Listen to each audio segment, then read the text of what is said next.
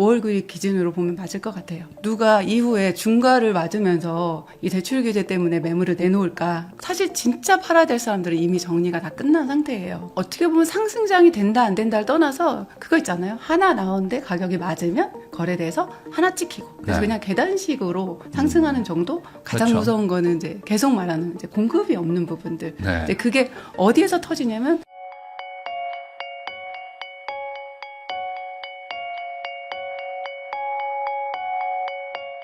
안녕하세요. 부익남TV의 부익남입니다. 오늘은 재개발 재건축 실전 투자자이시자 이제 진화이스 공인중개사 대표님이시죠. 진화이스님 모시고 최근 부동산 시장에 대해서 이야기 나눠보도록 하겠습니다. 안녕하세요. 안녕하세요. 네, 오랜만에 나와주셨는데 네, 그 사이에 또 이제 오랜만이에요. 네. 공인중개사 대표님이 되셨습니다. 네. 근데 사실 이제 재개발 재건축 이런 것들을 하려다 보면은 네. 뭐 이제 중개나 이런 것들에 대한 수요도 분명히 좀 있을 것 같아서.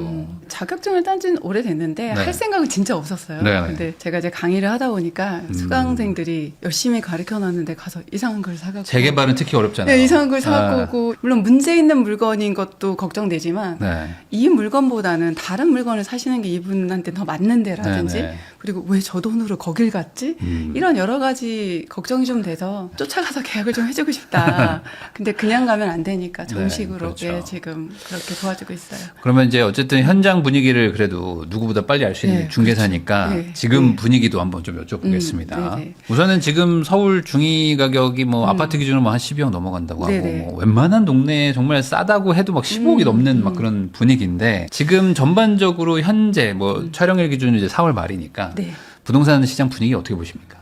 지금 중위가격 12억이라고는 하지만 사실 진짜 중요한 지금 부동산의 숫자는 15억. 15억 밑으론 금매도 없다. 이거는 키 맞추기라고 볼 수도 없을 만큼 이 돈이 갈 수 있는 범위 내에서 대출 6억을 일으켜서 살 수 있는 것들을 다 사고 있다라는 느낌이 들 정도로 네. 금매도 없고 매물이 나오면 바로바로 거래가 되거나 그런 곳까지 이 가격으로 할 정도로 지금 거래가 되고 있어서 최근에는 뭐 제가 제재하고 있어도 아파트 추천도 하고 그러거든요. 상담할 때. 근데 아파트 추천을 거의 안 할 정도로 굳이 지금 저런 곳에 돈 맞춰서 살까 할 정도로 15억이라는 가격으로 좀 부동산 시장이 재편되고 있는 느낌이에요. 그 말은 아무래도 이제 대출 여부가 그쵸. 15억 이상 많이 네네네, 갈라지니까 맞습니다. 어찌 보면은 투자 목적으로 산다기보다는 그냥 대출이 나오니까 어쩔 수 없이 산다. 맞아요. 이런 거네요. 이번이 아니면 집을 못 살까. 아. 특히 지난 상승장에 이제 영원히 집을 못 살 것 같은 그런 걸 네. 한번 느껴본 세대들이 특히 이제 3040 중에 대출을 최대한 일으켜서 이제 집을 그렇게 사고 있는 분위기고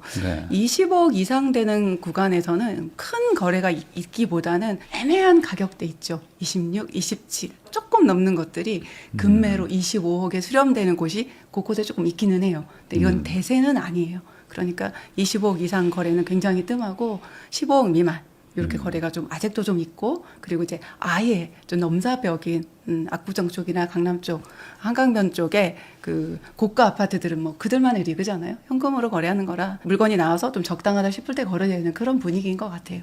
완전히 다른 시장이죠. 그러면 이제 어쨌든 한강을 기준으로 네. 강남과 강북을 보면은 네. 뭐 크게 뭐 다른 건 아니고 그냥 가격으로 막 다 나뉘는 건가요? 제가 볼 때는 그렇고 그래서 예전에는 강남이 계속 오르면 키 맞추기에서 다 같이 오른다 이런 느낌이었다면 지금은 강남이나 이렇게 좀 고가 아파트들은 그냥 방향성 정도 제시하는 거고 네. 조금 조심스러운 표현이긴 한데 오히려 저는 강북 쪽의 실거주 또 어떤 이걸 매수할 수 있는 조건을 갖추는 실거주자들의 시장이 계속 간다면 상승장도 계속 가지 않을까. 근데 네. 그게 어느 시점에 멈추는 15억 턱걸이를 하면 이제 거기서 못 넘어가고 있거든요. 이제 그런 경우는 좀 점진적으로 좀 이게 좀 상승장이 좀 잦아든다고 봐야 되지 않을까. 저는 지금은 그렇게 보여요. 그러니까 사실상 이제 15억에 막 수렴하고 있다. 네, 막 이렇게 맞아요. 봐도 될 것 같은데 네네. 말씀하신 대로 이제 대출 때문에 대출 때문이죠. 예, 이게 예. 그 어쩔 수 없이 이제 어쩔 사는 수 없이. 상황이다. 그러다 보니까 이제 현 정부에서도 이제 매물을 많이 좀 출애를 하기 위해서 네. 다주택자 압박도 하고 네. 뭐 비거주자 1주택자 압박도 하면서 어쨌든 시장에 좀 매물이 많이 나왔는데 그게 이제 5월 9일 기준으로 어쨌든 매물이 이제 싹 다 들어간다. 아니다. 네. 뭐 이런 얘기로 지금 논란이 있지 않습니까? 뭐 개인적으로는 어떻게 생각하세요? 저는 기본적으로 매물은 거의 줄어들 것 같아요. 이번에 이제 다주택자 대출 연장하는 거 네. 그거 막는 것 때문에 어쩌면 나올 만한 매물들이 있다라고 생각을 하는데 그거 보도자료를 꼼꼼히 읽어보면은 어떤 매물만 나오겠고 정부에서 요 매물을 타겟으로 네. 이 보도자료를 만들었다고 제 눈에는 보이는 부분이 있는데 보도자료를 자세히 보시면 예외에 있는 부분이 있어요. 임차가 맞춰 있거나 또 법령 그 임대 기간을 맞추지 못했거나 이걸 뒤집어 보면 사실은 네. 그럼 임대 기간을 다 맞춘 그 네. 임차자 물건 중에서 왜 임대 기간을 다 맞췄지만 여전히 5%만 상환하면서 계속 가지고 있는 물건들은 대출도 여전히 나와 있고 그리고 네. 가장 큰 부분 거기에서 멘션은 안 했지만 양도세 중과도 배제가 되잖아요. 그 물건을 좀 나오게 하려는 저는 그 의도가 가장 크지 않을까 싶어요. 그 물건 정도가 나오지 않을까. 그 외에는 누가 이후에 중과를 맞으면서 이 대출 규제 때문에 매물을 내놓을까. 그러니까 5월 9일 기준으로 보면 맞을 것 같아요. 네. 그러면은 현 정부에서 어쨌든 그 5월 9일까지 계약서 쓰라고 했다가 네, 이제 맞아요. 허가만 받아도 된다 했으니까 네, 이제 네. 한 달 늘려줬는데 네. 요게 영향을 좀 준다고 보세요? 이게 사실 어떤 특정하게 뭐가 나온 건 없어요. 사실 제가 이제 중개사니까 중개사 협회에다 문의를 드렸어요. 공식적으로 뭐가 나온 게 있느냐, 그렇게 네. 거래를 해도 되냐. 그래서 제가 지난주 말쯤에 이제 여쭤봤을 때 사실 아직 지침이 내려온 건 없대요. 그렇지만 이제 대통령님이 말한 게 있으니까 일단 거래를 진행할 때 가장 중요한 건 여러분도 이거 꼭 기억하세요. 내가 매수를 하려고 하는 그 구청에 일단 문의하시고 이게 가능한지 그래서 특약이라도 꼭 챙기셔서 지금 기준으로 보면 분위기상은 허가 신청만 넣어도 매매 약정만 해도 괜찮을 것 같은데 혹시 모르니까 꼼꼼하게 챙기시고 지금 분위기상은 해줄 것 같다. 요 정도까지만 얘기 들었습니다. 사실 뭐 이렇게까지 얘기 나왔는데 그쵸. 갑자기 아니다 하는 그럴 순간 수는 이제 없을 것 큰일 같긴 합니다. 나니까. 네네. 그럼에도 불구하고 생각보다 매물이 뭐 많이 나온다 뭐 이런 그러진 건 않아요. 없는 것 같아요. 이미 사실 2월, 3월쯤에 다 됐고 지금 이제 했죠. 뭐라고까지 하냐면 내가 이럴 줄 알았으면 그렇게 급하게 안 팔았는데 네. 이게 뭐야 라는 분위기까지 있을 정도로 사실 진짜 팔아야 될 사람들은 이미 정리가 다 끝난 상태예요. 최근에 상담하신 분이 정말 아무 생각 없이 그냥 계셨다가 못난이 2개 갖고 계신 거예요. 진짜 예쁘면 고민이 많을 텐데 굳이 얘네 둘을 왜 가져가느냐 해서 기회가 아직 남았으니까 정리하자 이런 얘기를 드렸는데 그런 분들 정도나 나올 거라서 딱히 매수하고 싶은 매력적인 물건은 더 나올 것 같진 않다. 매물 숫자 자체도 그렇게 많이 늘어날 것 같진 않습니다. 그 이래나 저래나 이제 5월 9일이 뭐 지나고 나면 그 뭐 네. 5월 10일부터는 뭐 이제 거래는 뭐 안 되는 거니까 네, 현실적으로 네. 그러면은 이제 양도세 중과든 뭐든 전세 끼고도 못 사고 하여간 네, 매물이 거의 뭐 한 반 이상 줄어들 수밖에 없는 구조인데 네. 이 상황에서 이제 반대로 얘기하면은 매수자들도 안 사면 가격이 안 오르는 거니까 안 사면 되지 않겠냐 뭐 이런 얘기도 있는데 그게 좀 현실적으로 좀 어려울 거로 보이세요? 이 수요가 줄다. 안 사는 게 아니라 사실 어떻게 보면 못 사는 거죠. 네. 살려고 했으면 대부분은 지금 준비를 했을 텐데 어떻게 보면 상승장이 된다 안 된다를 떠나서 그거 있잖아요. 하나 나오는데 가격이 맞으면 거래돼서 하나 찍히고 그래서 네. 그냥 계단식으로 상승하는 정도 그러면서 전체적으로는 거래량이 이제 많이 줄어들긴 할 텐데 집을 매수하고 싶어하고 내 집을 마련하고 싶어하는 그 수요 자체가 없어지는 건 아니고 가장 그렇죠. 무서운 거는 이제 계속 말하는 이제 공급이 없는 부분들. 네. 이제 그게 어디에서 터지냐면 우리가 집에는 살아야 되잖아요. 내 집이 아니어도 전세나 월세도 살아야 되는데 아시죠? 전세 매물 없는 거. 네. 제가 오늘 촬영 오기 전에 분당 쪽 전세를 이렇게 쭉 네이버로 열어봤어요. 제로는 아니지만 한 개, 2개 이게 매물이 있는 겁니까? 솔직히 제가 전화까지는 안 해봐서 이게 네. 허위 매물인지 아닌지조차도 솔직히 몰라서 그 정도로 지금 전세가 없어요. 그렇다면은 전세 만기가 돌아오거나 하는 분들이 매수 전환을 한다거나 하는 부분들이 좀 고민을 진심으로 또 해볼 만하고 조금 안타까운 부분은 이제 제가 투자자로서 오래 부동산에 있다 보니까 꼭 전세 만기를 맞추시는 그 생각들을 맞아요. 지금 시점이 아쉽기는 해요. 네.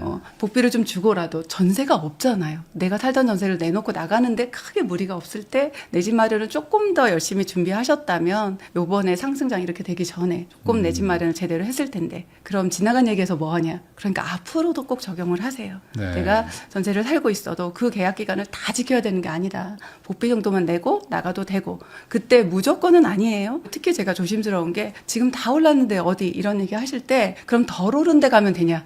그게 정답일 수도 있고 아닐 수도 있거든요. 정말 못난이어서 여전히 선택을 못 받는 곳일 수도 있고 그쪽을 살짝 비껴갔을 수도 있거든요. 이런 부분은 좀 공부해서 조금 찾아가야 되는 부분이고 그 외에는 내가 전세에 묶여 있거나 월세에 어디 묶여 있을 때 그게 결고 내 족쇄가 되지 않도록 내가 결정할 수 있다. 차근차근 내 집 마련 준비를 좀 해가야 된다. 내 집 마련은 사실 언제나 정답인 것 같아요. 그러니까 전세 난인데 사실 네, 전세 맞아요. 난이기 때문에 오히려 나는 계약 기간이 많이 남아서 전세 난을 피했다라고 생각하시는 분들이 네. 좀 있어요. 맞아요. 사실 그 조삼모사 같은 거라. 맞아요, 맞습니다. 시간 지나면 난 전세 대란에 더 네, 네. 중심에서 나가는 거라 네. 좋지 않을 수 있잖아요. 그러면 네. 이제 반대로 지금 강남은 좀 주춤하다. 그리고 네. 이제 나머지 대출 나오는 거 여러 개 맞춰서 거꾸로 이제 막 하위 구간은 뭐 좀 네. 불장이다 뭐 이러는데 네. 반대로 강남이 이제 5월 9일 이후에는 다시 상승할 것이다 이런 얘기도 있는데 어떻게 생각하세요? 그건 솔직히 저도 정확히는 모르겠어요. 네. 이 강남을 그럼 누가 살지를 생각해 보면 되지 않을까. 사실 그냥 현금을 가지고 한 번에 가서 살 수 있는 강남이라고 보면 한강변은 아닐 것 같아요. 강남도 이제 나름이니까. 이제 우리가 네. 근데 지금 얘기하고 싶은 건 트로피 에스앗이라고 말할 만한 그런 강남이잖아요. 한 번에 매수하기는 좀 어려워서 뭔가 자기 거를 팔고 움직이지 않으면 쉽지는 않거든요. 아무리 현금 부자여도 거래량이 많을 것 같지는 않아요. 네. 그리고 그쪽에 계신 분들도 사실 최근에 정리하시거나 하실 분들은 어느 정도 했거든요. 그래서 지금 5월 9일이 넘어간다면 어느 정도 지금 이 상태에서 증여를 하면 이미 했고 이 상태로 가져간다. 이런 정도로 어느 정도 결정한 거로 저는 보거든요. 최근에 제가 상담받은 것 중에 하나 이제 한남 뉴타운을 가지고 있는데 통장에 20억이 있어요. 네. 못 사요. 그리고 걔가 너무 예쁘게 크고 있기 때문에 팔 수도 없거든요. 이제 요렇게 제재해서 조금은 가능한 게 뭐냐면 그래서 그분은 저한테 부치기 매물을 찾아달라. 그러니까 사실 이분 같은 경우는 대체주택을 사실 수도 있어요. 그렇죠. 근데 못하죠. 금고 오는 거 받게 대체주택을 사는 것 자체가 의미가 없으니까 그건 또 하고 싶지 않고 그래서 부치기 매물 이게 이제 뭔지 간단히 여러분 설명을 드리면 원래 같은 구역에 물건이 두 개 있으면 현금청산이라고 무섭다고 얘기하는데 그게 사실 정확히 말하면 현금청산이 아니라 여기 지금 대표님하고 저하고 하나씩 갖고 있는데 그러면 둘이 한 집에 살아야 되는 거거든요. 그 얘기는 뭐냐면 하나 갖고 있는 분이 하나 더 사시면 두 개를 합쳐서 간평가를 합쳐서 네. 예, 사구역 아시죠? 타워 들어가서 더 좋은 차라리. 걸로. 네네. 그래서 하나에 더 몰빵할 수 있는. 근데 이제 장점 같은 경우는 이제 제재나 가능한 건데 뭐 압구정에 60억짜리 갖고 있고 뭐 80억짜리 갖고 있으면 이제 종부세까지 신경 쓰면서 이제 가야 되는데 이제 네. 여기 같은 경우는 현재 이제 물건 자체가 공개가도 낮은데 어쨌든 좀 있으면 철거하잖아요. 철거하고 완성될 때까지 종부세 하나도 안 내면서 버티기가 네. 가능하거든요. 그런 플랜으로 가시기도 하거든요. 이런 경우 외에 쉽게 그렇게 거래가 많지는 않겠다. 네. 그런 생각입니다. 그래서 이제 과거에도 보면은 이제 거래가 거의 없는데 되면은 신고가, 그쵸. 신고가가 네. 계속 찍히잖아요. 네. 결국에 이제 매도할 의향도 줄어드는 네, 네, 네. 거니까 그쵸. 이거 팔아서 어디가 하는 맞아요, 분들이 맞습니다. 계속 있고. 네. 근데 누군가 또 돈을 벌어서 또 사러 오니 계단식 상승을 하는데 네. 이번에도 그렇게 될까요? 아니면 이제 과거랑 좀 다르다고 얘기하시는 분들은 그때보다 집값이 절대적으로 너무 많이 올랐다. 네, 지금 막 맞습니다. 60억, 막 80억 네, 이러는데 맞습니다. 여기서 더 가냐. 아무리 이제 현금 부자여도 그렇게 쉽게 진입하기는 어렵고 사실 네. 우리가 요 대출 받기기 직전에 이제 반포 쪽에 신축 아파트 전문직 부부, 네 의사 부부로 들은 것 같은데 뭐 네. 몇십억 대출 일으켜서 그냥 바로 들어갔잖아요. 네. 이제 그런 레버리지가 일절되지 않다 보니까 쉽게 되지는 않을 것 같아요. 제가 볼 때는. 근데 이제 조금 염려스러운 거가 하나가 이제 최근에 장특공을 지금 정부에서 많이 네, 시작거리고 네. 있잖아요. 그걸 손대면 혹시나 그것 때문에 이제 재편을 하는 거죠. 계속 요걸 가져가느니 그럼 없어지기 전에 요거 받고 원가 재세팅 같은 네. 그렇게 움직이는 좀 수요는 좀 있지 않을까 싶습니다.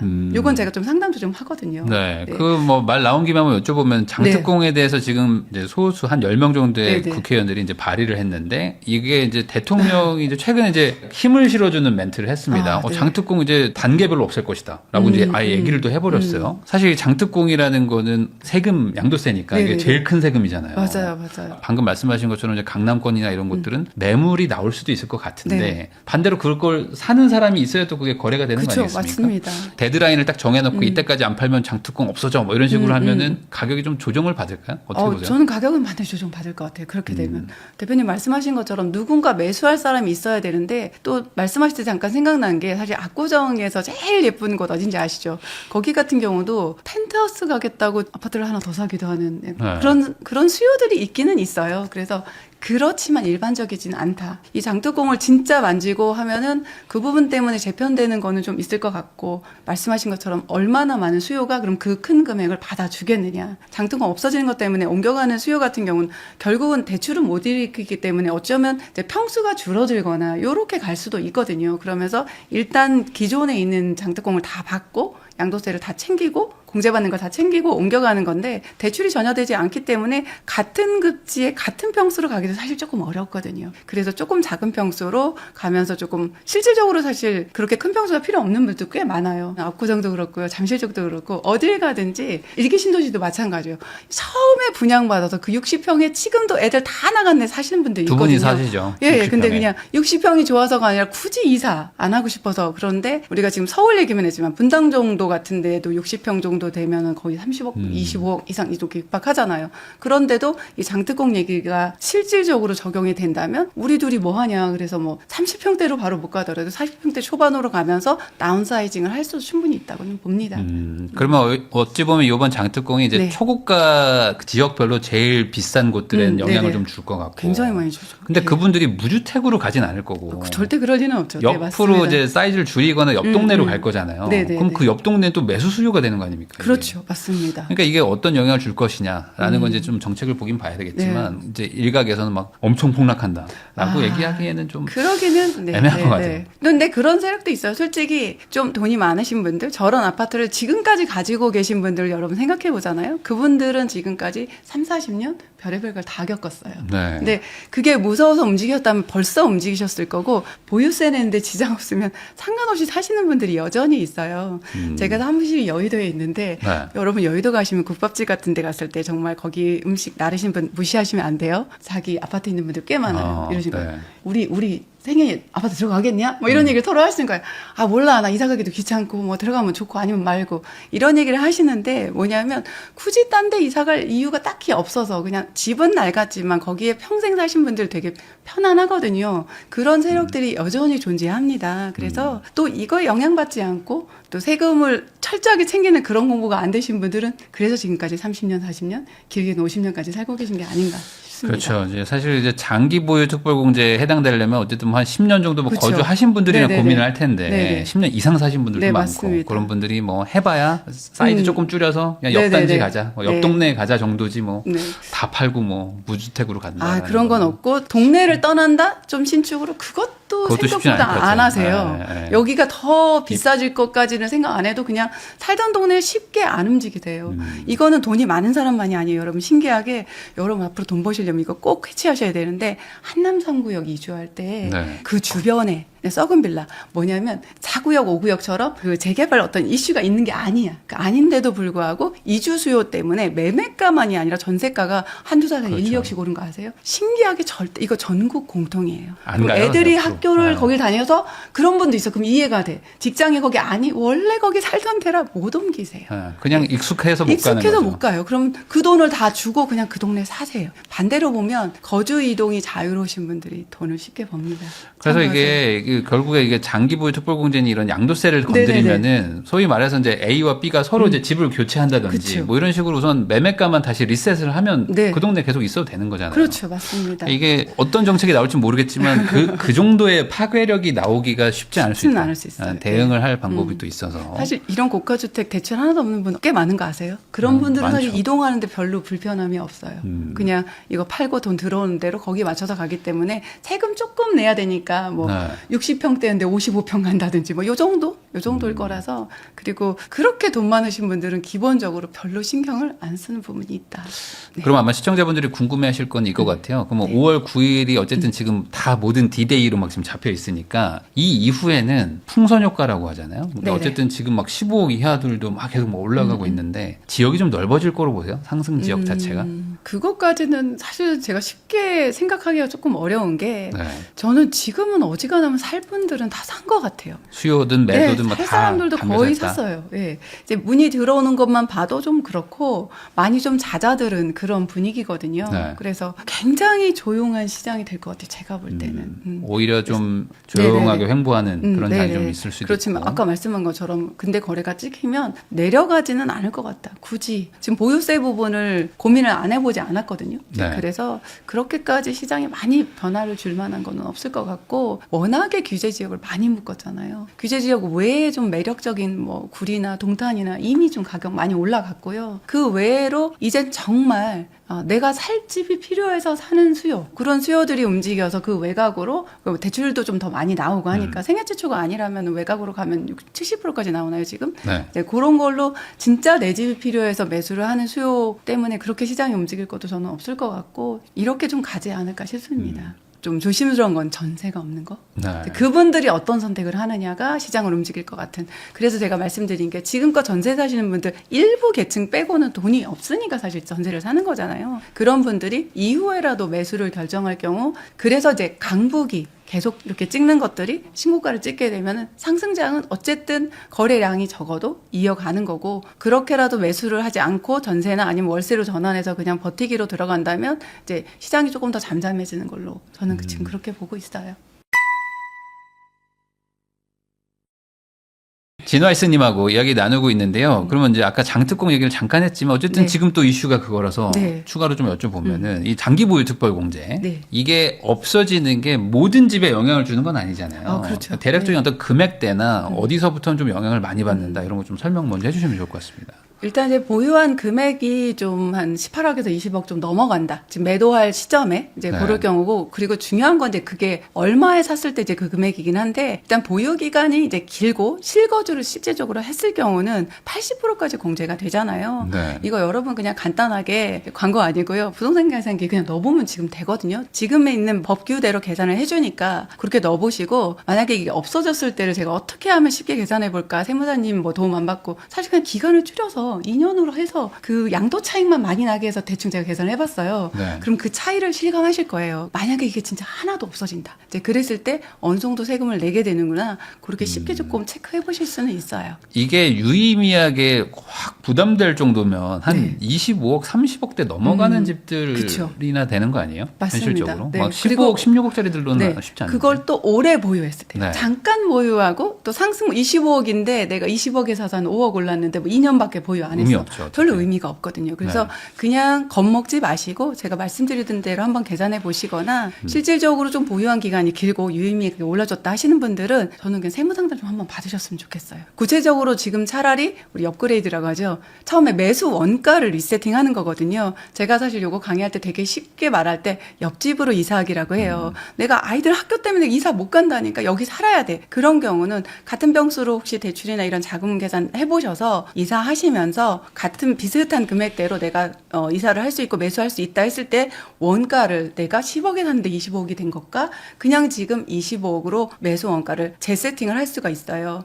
요거를 어떤 분들은 취득세 한 번 내고 한 번 더 내고 그게 뭐 하는 짓이냐는데 실질적으로 양도세 계산해 보시면 그렇지 않다는 거. 게다가 지금 어떤 시점이에요? 이 장기 보유 특별공제 80%가 완전히 날아갈 수도 있다. 네. 이건 뭐 50%로 줄인다, 40%로 줄인다 하더니 와, 굉장히 세게 나오시는데 저는 조금 중간쯤으로 가면서 점차 없앨 것 같아요. 그러니까 그걸 한번 지금쯤 계산해 보시면 좋을 것 같습니다. 네. 장특공이 어쨌든 만약에 이제 사라지는 분위기로 간다 그러면 네. 사실상 이제 아무리 뭐 취득세를 내면서 이렇게 네. 왔다 갔다 한다고 해도 사실 실익이 없어지기 때문에 이제 없어질 때 가지고 있는 집이 거의 마지막 집이 되지 않을까라는 생각도 막 들어요. 이제 이동이 진짜 어려워질 것 같은데요. 만약에 지금 이제 얘기가 나와서 지금 이동을 하시는 거가 아니고 그냥 계속 가지고 계시다 보면은 진짜 이동을 못하는 상황이 될 수 있을 것 같아요. 네. 지금 집을 팔면 양도소득세를 내고 나서 같은 단지 내에 작은 평수도 살 수 없는 상태가 되면 그냥 포기하고 이제 주저앉는 거죠. 근데 네.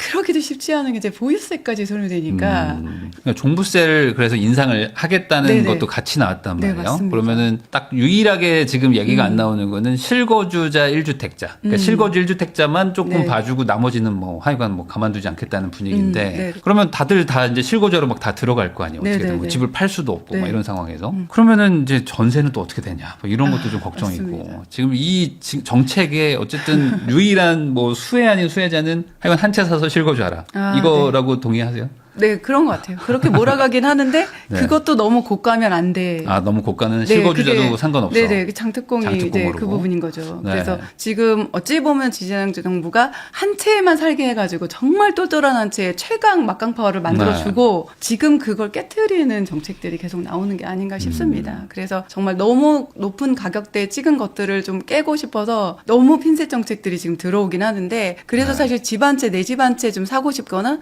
특히 지금 비거주 1주택자 얘기가 나오는데 그분들이 그 집에 들어가기 싫고 투기한다기보다는 지금 나는 거기 들어갈 만큼은 아니어서 지금 제가 상담한 분들 중에도 그냥 자기는 월세 살면서 나중에 애들 학교 갈 때쯤에 이사 가려고 사둔 그런 네. 집인데 거기를 지금 굉장히 걱정하고 계세요. 이걸 어떻게 할지 몰라가지고 지금 이사 갈 형편도 아니고 한데 어찌됐든 그렇게 되면 자기는 들어가겠다는 분들이 있거든요. 그러면 결국은 특히 뭐 대치 같은 데든지 이런 곳에 전세값 싸가지고 거기서 아이들 공부시키던 실제 그냥 전세 사시던 분들이 쫓겨나고 거기에 다시 전세를 들어가는 거죠. 이런 부분에 대해서는 그럼 또 전세가 하나 나오는 게 아니냐 이렇게 또 생각하시지만 사실 다시 나오는 전세는 좀 선호도가 높은 전세나 월세가 아니거든요. 1280 사면서 그냥 몸테크하는 지금 30대들이 꽤 있어요. 이제 그런 뭐 분들이 아기가 어리거나 없어서 어리거나 아직 없거나 나중에 들어간다고 하는 분들. 그럼에도 불구하고 이제 아이 계획을 세우면서 여기서 몇 년 더 버텨가지고 자기가 사놓은 집에 아이 학교 갈 때쯤 들어가고 싶다. 이제 그런 수요들이 지금 되게 고민이 많을 거예요.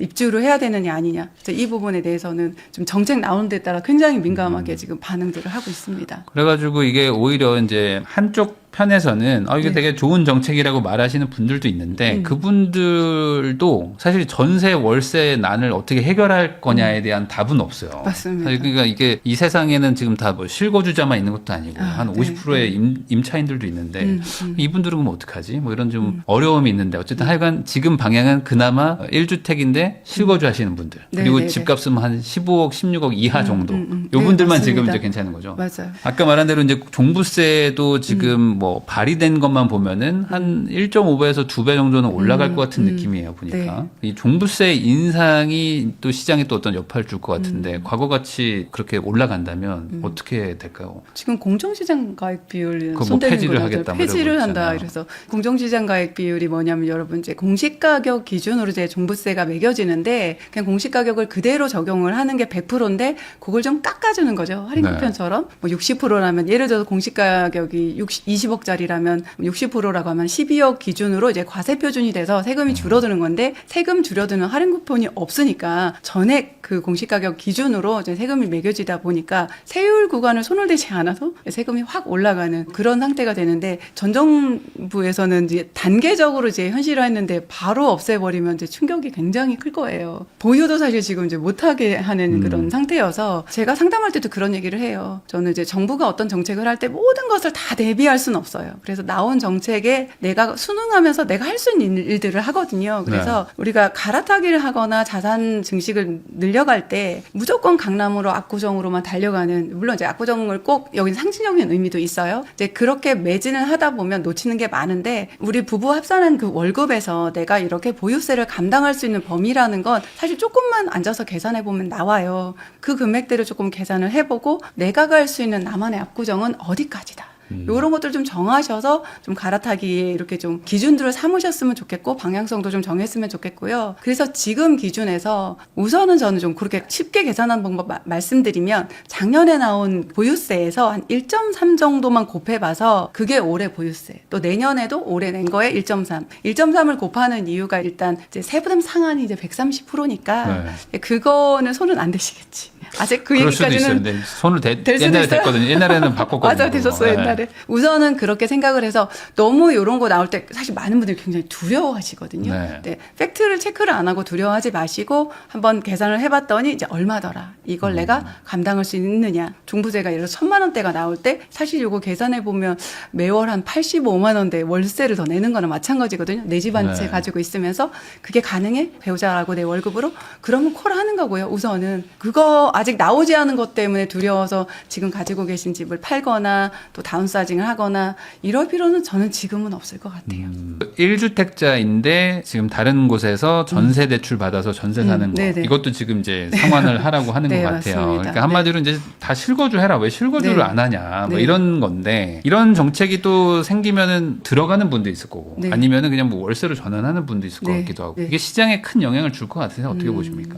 많은 분들이 이제 그게 단순히 내가 지금 돈이 없어서 못 들어가는 것도 있지만 그 월세를 대부분은 직장 근처에 좀 얻거든요. 월세가 됐든 네. 전세대출 받은 그 거주지를 전혀 상관없고 집값에 맞춰서 가는 분도 있겠지만 대부분은 이제 직장 근처에다 해놓고 원하는 곳에 매수를 해놓은 상태라서 그거 하나 때문에 바로 들어가는 수요가 많지는 않을 것 같아요. 제가 볼 때는 자기가 있는 전세대출을 이제 상환을 하거나 이제 금액에 따라 다르겠죠. 아니면 상환이 어려우면 이제 월세로 이제 이사를 하거나 바꿔가든지. 예. 대부분 이제 자기가 계획한 기간들이 있잖아요. 그 기간 안에는 그 전세를 빼주고 들어가긴 어렵다. 이제 지금 젊은 세대들이 그러거든요. 이렇게 말을 해요. 나는 그 집을 깔고 살 수는 없다. 지금은 네. 네, 몇 년을 위해서 지금 노력하고 준비하는 거다. 바로 들어가기 어려운 그런 부류들이 더 많을 것 같아요. 근데 지금 그런 분들이 지금 그 집 자체가 전세 살던 거를 뭐 월세로 주인이 바꿔주면 이사 안 네. 가고 살 텐데 네네. 보통 전세 주는 분들은 전세 주고 뭐 월세 주는 분들은 월세 주는 뭐 그런 성향이 많잖아요. 맞아요. 그럼 그것도 결국에 있어요. 이동을 또 해야 되는데 이동할 집이 또 없잖아요. 지금 전월세가 그렇죠. 없으니까. 맞아요. 그런 어려움도 그럼 있어요. 어떻게 하냐 이거죠. 지금. 그렇죠. 어렵기는 한데. 근데 최근에 나타나는 조금 네. 현상이 있어요. 예전하고 좀 많이 달라요. 아파트로 이제 월세 수입 내는 거는 다주택이 쉽게 됐었던 때 뭐 지방에 저가 아파트 사가지고 월세 수입 이렇게 하고 이랬는데 요즘에는 그냥 처음부터 신축 아파트인데도 그때 아니면 집단 대출 받을 때 아니면 대출이 안 되니까 대출을 해놓고 월세 세팅을 하시는 분도 생각보다 많아요. 작년 6.27 이후로 그걸 전세로 세팅하는 순간 아시죠 여러분? 1억밖에 대출이 나중에 안 나온단 말이죠. 그러면 이 퇴거를 시킬 수 있는 방법이 없어요. 그때 대출을 일으킬 수도 없잖아요. 그래서 아예 대출을 일으켜 놓고 예, 월세로 세팅을 하고 신축도 이렇게 해서 혹시 여러분이 무조건 전체적인 흐름을 보고 그냥 포기하거나 안 된다 생각하지 마시고 투자 상품 중에서 부동산만큼 사람 관계가 중요하고 이게 일을 잘 풀어가기도 하고 이것 때문에 일을 막기도 하거든요. 그래서 여러분이 지금 어디에 이쁜 애 하나 사서 전세 세팅해놓고 혹시 전세 대출로 살고 계실 때 그거를 안 된다고 먼저 생각하지 마시고 그 임대인하고 먼저 얘기를 한번 해보세요. 월세로 이제 대출이 이제 되는지 아니면 반전세도 있어요. 네. 이런 것들을 먼저 한번 논의해 보시면 참 좋을 것 같아요. 그러니까 제가 뭐 한 1억 갚을 테니까 네네, 그거만큼 그렇죠. 뭐 월세로 한 40만 네네네네. 50만 원 전화하면 안 되겠냐 뭐 네. 얘기를 해보는 거죠. 예, 그렇죠. 네. 사실 좀 그렇게 외곽지에 조금 저렴한 전세는요, 그렇게 월세가 들어오는 걸 선호하시는 분들도 꽤 있어요. 근데 아까 말씀하신 대로 요즘에는 그 소위 말하는 이제 생으로 그냥 다 올 전세 주는 거를 이제 임대인들도 조금 부담스러워하는 게 한번 역전세 뭐 이런 거 한번 네, 맞아 맞습니다. 보니까 너무 불안한 거죠. 뭐 10몇 억을 이렇게 내가 쥐고 있다가 네네. 빠지면 뭐 몇 억을 맞아요. 돌려줘야 되니까 아 그냥 그럴 거면 월세 주자. 제가 아는 분도 월세를 맞췄는데 결국에는 손해거든요. 한 달에 2-30만 원이 계속 적자예요. 네네. 그래도 속 편하다고. 어차피 뭐 월세 나가봐야 뭐 보증금 1억이니까 그렇죠. 언제든지 맞습니다. 빼줄 수 있다고 예, 맞아요. 생각해서 유동성이 엄청 편해져요. 그냥 이동성도 해서, 편안해지고. 그렇게 하시는 예. 분들도 있어요. 근데 이래나 저래나 전세가 월세로 전환되면은 하여간 주거비 자체는 올라가는 거잖아요. 아, 맞습니다. 임차인들한테 뭐 좋은 상황은 아닌 것 같기는 한데 이렇게 좀 지금 정부가 강경하게 나오고 있는 대책들이 예고되는 게 실제로 현실화가 바로 될까요? 어떻게 보죠? 이게 꽤 시장을 엄청 많이 바꾸니까. 지금 최근에 이제 올라온 것들이 얼마나 한꺼번에 네. 아니면 뭐 차례대로 되느냐에 따라 시장이 이제 반응을 할 건데 요즘은 저도 시장 반응을 그렇게 쉽게 읽기는 어려워요. 예측이 무의미한 것 같기도 하고. 그렇기도 하고, 네. 예. 네. 예전에보다 학습 효과가 굉장히 빨리 발휘를 하거든요. 지난해 9월에 나왔던 그 공급대책 때 네. 사실 공급 없는 공급대책 주식보다 더 무서웠던 게 뭐냐면 그래서 앞으로 토호제를 하려고 해. 이 뉘앙스 하나 보고 바로 집 사러 갔잖아요. 네. 근데 그 더러운 꼴 보고 안 사겠어. 이거는 사실 예측한 부동산 투자자들이 별로 없어요. 네. 보통은 토호제가 되면은 저 거래가 어려우니까 금매도 나올 거고 그전 이럴 거다라고 생각을 했는데 그런 허가 받기 전에 그럼 난 가서 매수를 하겠어. 그래서 지금 결과적으로 그분들이 위너가 됐잖아요. 네. 그래서 실질적으로 이렇게 핀셋 정책이 여러 개 나올 때 어떻게 반응할지를 다 예측하는 게 사실 저도 쉽지는 않더라. 예. 그러면 결국에 지금 이 모든 문제들이 뭐 하나 뭐 매매가만 누른다고 해결되는 것도 아니고 매매를 누르면 뭐 맞아요. 전월세가 튀고 뭐 전월세를 누른다고 하면 뭐 매매가 올라가고 이런 상황에서 결국에는 이제 신규 공급이 있어야 될 텐데 맞습니다. 뭐 말씀하신 97 대책도 있고 이제 129 대책이라고 또 공급 대책이 나왔지만 사실 지금 아무도 얘기 안 예, 하거든요. 예. 공급 대책 쪽에서 좀 유의미하게 뭔가 좀 변화가 좀 있을 수 있을까요? 지금 현 상황에서 당장. 지금 정부에서 의외로 지금 제가 현장에서 느끼는 건 뭐냐면 예전과는 다르게 진행이 되고 있는 정비 사업 있죠. 네. 그거 추진에 대해서 딴지 걸지 않고 속도 좀 내주게 그렇게 좀 가고 있는 거. 재개발 쪽에서. 네, 재개발도 그렇고 재건축도 그렇고 생각보다 속도가 되게 빠르게 가고 있어요. 근데 제가 말씀드렸듯이 진행이 이미 되고 있는 아예 금도 안 그은 곳은 또 어떻게 될지 몰라요. 결국은 거기가 정말 서민 실소유자들이 현재 살고 있는 곳이잖아요. 거기가 진행이 되면 이제 거기에 다 쫓겨나는 그런 분위기가 되는 곳은 실질적으로 제가 느껴지지가 않는데 이미 뭐 사업 시행가 단계까지 왔다든지 한참 이렇게 진행된 곳은 속도가 좀 빠르게 가는 분위기긴 해요. 요게 조금 빠르게 진행이 돼서 입주가들, 실질적인 입주들이 좀 들어온다면 좀 도움이 되긴 하겠는데 정비 사업의 좀 또 맹점인 건 하나는 결국은 또 멸시를 해서 기존 주택의 개수는 어느 일정 기간 동안 또 사라지는 거거든요. 그들이 결국은 또 매수 수요하고 전월세 수요로 전환이 된단 말이죠. 그래서 이런 어려움들이 가중이 되고 있는 거 이제 현실이고 실질적으로 그 공급 총량 자체가 지금 너무 적어서 48,000세대 정도 필요한데 올해 17,000세대, 내년에는 11,000, 내후년에 10,000세대 정도라서 너무 부족하고 한 최근 26년 통계 기준으로 최저치예요. 네. 그래서 사실 가끔 제가 수강생들한테 그런 얘기하는 게 한 20년 투자하고 이런 적이 없는데 가끔씩 좀 마음이 서늘하게 느껴질 때 무슨 일이 일어나려고 이런 마음이 솔직히 들 때가 있어요. 그러니까 지금 사실 공급이 안 된 거는 뭐 3년 전, 4년 네, 전, 맞습니다. 5년 전에 못한 네, 거고 못한 그때 거고. 뭐 멸시를 해서 지금 재건축 재개발이 되고 있으면 곧 공급될 텐데 그것도 아니고, 아니고, 맞습니다. 지금부터 재개발 재건축을 한다고 해도 멸시를 되니까 오히려 수요는 더 늘어나고 그렇죠. 공급이 더 주는 네. 효과가 나고 그러니까 지금 여러모로 지금 악재에 둘러싸져 있는데 맞아요. 그렇다고 해서 안 할 수도 없는 거고 맞습니다. 그러면 지금 네. 집값 상승이 막 다 예견된다고 하는 이 와중에 어느 정도 좀 그래도 좀 상승세가 꺾이고 뭐 하락 추세 전환이라도 될 만한 시기가 앞으로 한 4, 5년? 뭐 그 안에는 좀 올까요? 아니면 그 이상도 봐야 되나? 어떻게 보세요? 그냥. 그것도 정말 어려운 얘기인데 이제 지금 제가 공급이 머릿속에 딱 없으니까. 떠오르는 게 그 3기 신도시도 이제 가능은 네. 한데 3기 신도시 사실은 그러니까 지원하시는 분들도 이제 솔직히 말할게요. 영구적으로 거기에 살 목적이 아니라 일단은 한번 분양받고 그 매도할 수 있는 기간 되면은 매도하고 들어오고 싶잖아. 결론은 뭐냐면 내가 정말 살고 싶은 인서울 안에 그곳의 아파트 그 공급이 지금 없는 거잖아요. 그 점이 되게 조금 안타까운 거고 대량으로 지금 뉴타운들이 이제 만들어지고 있는데 가격대가 조금 지금은 그 말을 못 하겠어요. 근데 그 전에는 조금 어지간하면 들어갈 수 있다고 얘기했던 네. 이문희경 뉴타운이나 장유 뉴타운 지금 거의 다 완성돼서 지금 가격대가 굉장히 날아가서 누구나 이제 들어갈 수 있는 곳이 아니게 됐어요. 근데 남아있는 곳이 뉴타운으로 이제 일반 분양 시작한 노량진 정도 있고 또 흑석 정도 이렇게 있고 네.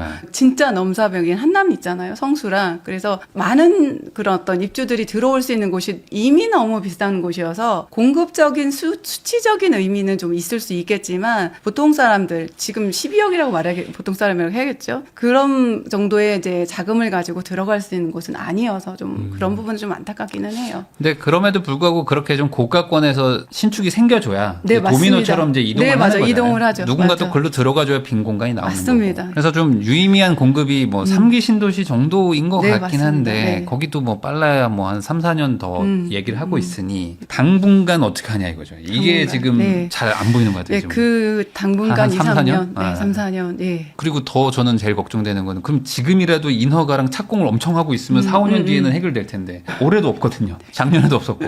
그래서 참 지금 상황이 좋지 않은데 그러면 어쨌든 지금 규제가 더 강해지는 쪽으로 가잖아요. 네. 그러면 이렇게 해가지고 그럼 집값이 잡히면 뭐 모르겠는데 과거엔 안 됐단 말이죠. 네. 그래서 이번에는 더 세게 하면 잡힐 것이다라고 얘기하기도 합니다. 뭐 개인적으로는 뭐 어떻게 보십니까?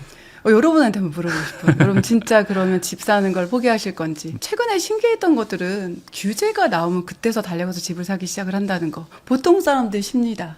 일단 이걸 전제를 해볼까요? 10으로 터지자마자 사실 제가 그날 라방을 했거든요. 왜냐하면 네. 준비된 사람 중에서 토해제 전화라도 그날 제재를 사기는 조금 쉽지는 않았거든요. 근데 그럼 내 집이라도 아직 없는 분들 토어제 묶이기 전에 며칠 한 4, 5일 있었잖아요. 5일 있었죠. 네네. 그 안에라도 내 집 마련을 그때 하면 좋겠다고 해서 네. 제가 그때 긴급으로 우리 멤버들한테 라방을 했어요. 근데 정말 너무 놀랍게 우리 멤버만이 아니라 규제가 나와서 집을 사기가 더 어려워졌는데 그동안 가만히 있던 분들이 다 달려들어 그때 집을 샀단 살아가지고. 말이죠. 네. 그래서 규제가 이렇게 계속 있으면 집을 사기를 아예 포기한다기보다는 저는 오히려 더 사고 싶어 하는 게 보통 사람 심리는 아닐까 싶어요. 그리고 가격이 어느 정도 내가 손을 댈 수 없는 가격대는 아니라면 대출이 나오는 선 안에서 여전히 내 집을 마련하려는 그거는 꺾긴 힘들 거다. 그게 꺾이려면은 가격이 꺾이는 게 먼저야 되지 않을까 저는 싶습니다. 외부 변수에 의한 어떤 가격이 막 출렁거리거나 뭐 그런 건 것들이 가능할 수 있어요. 있지 않고서는 뭐 좀 똑같은 상황이지만 전쟁이나 뭐 이런 거 지금 아니면은 다시 지난 전쟁 났을 때도 분위기 네. 약간 싸하고 이러면 집 안 사야 되는 질문도 저 굉장히 많이 받았거든요. 네. 근데 또 금방 바뀌었잖아요 지금. 그래서 그러니까요. 최근 전쟁도 그렇지만 우리가 러시아 우크라이나 전쟁 이후로 건축원가 올라가면서 굉장히 힘든 것들을 지켜봐 왔잖아요. 네. 그래서 그것 때문에 이런 외부 변수 정말 강력한 외부 변수가 있으면 네 그럴 수 있어요. 그건 또 예측이 불가능하기 예측 불가하죠. 때문에 네, 지금 맞습니다. 상황이 뭐 좋지는 않다 정도로 네. 정리하면 될 것 같습니다.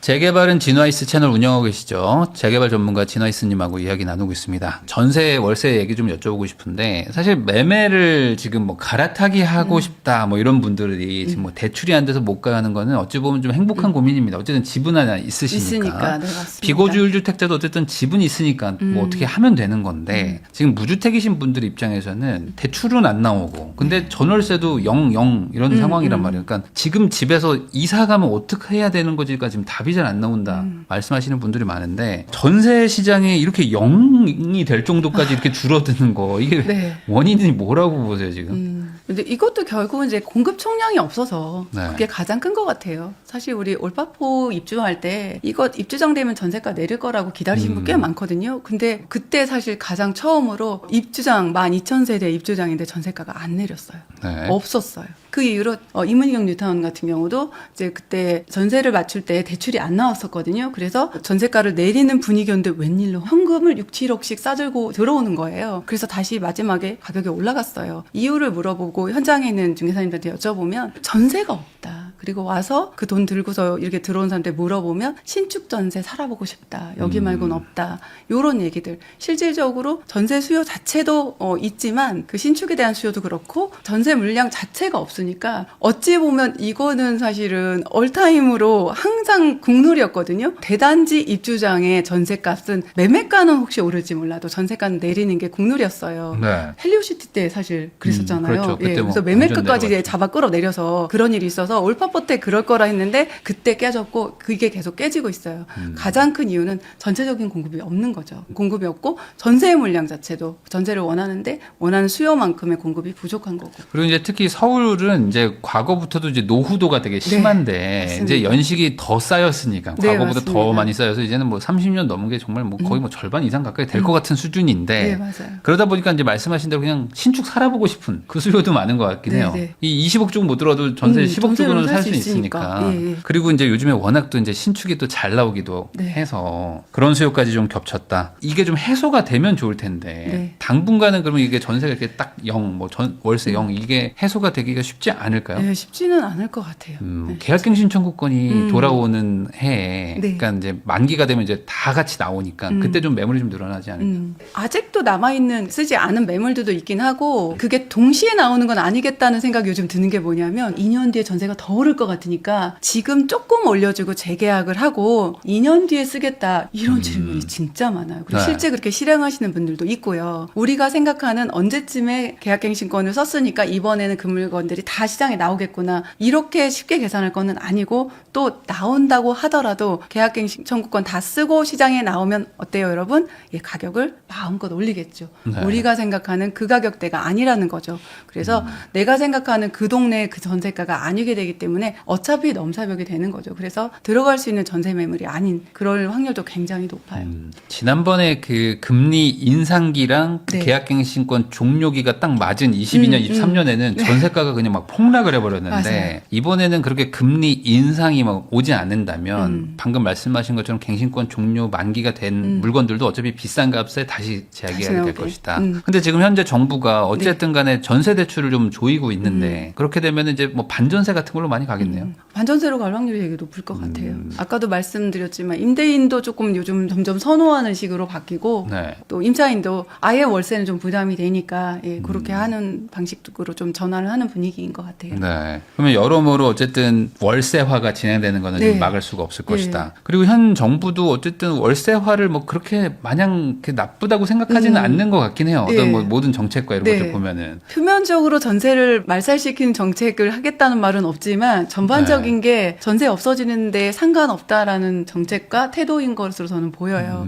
사실 전세는 저희 대한민국에만 있는 거죠. 사실 사회초년생들이 뭐 부모님한테 조금 받아가지고 저희 때는 사실 빌라 전세부터 이렇게 시작해서 그 돈은 안 쓰고 거기에 돈을 모아서 내 집 장만하는 정말 디딤돌로 사용을 했었는데 지금은 조금 이제 분위기가 많이 달라진 게 전세 대출이 들어오면서 전세 대출을 통해서 훨씬 좋은 집에서 사실 내 돈이 아닌 것을 가지고 이제 시작을 하다 보니까 그런 디딤돌의 개념이 좀 없어지고 어떤 면에선 투자자들의 좀 이제 도움을 주는 투자는 갭 투자하는 데 도움을 주는 그런 역할들을 해왔던 게 사실이에요. 그러다 보니까 그걸 조금 없애려고 하다 보니까 자기 돈으로 전세 사던 사람에게까지 좀 피해가 가는 그런 구조인 것 같아요. 현재는. 사실 전세 대출이 들어오면서 원래 내가 살던 집들보다 더 좋은 집으로 이제 대출 받아서 전세를 많이 들어갔잖아요. 그렇죠. 네. 근데 사실 뭐 그게 투자도 아니고 그냥 거주비가 늘어나는 건데 그렇죠. 월세라면 못 갈 집도 네. 가서 한번 살아보자라는 네. 마음에 이제 가시긴 했었는데 그 부작용이 많아서. 네. 근데 이제 우리 젊은 친구들이 열심히 계산기 잘 두드리잖아요. 뭐냐면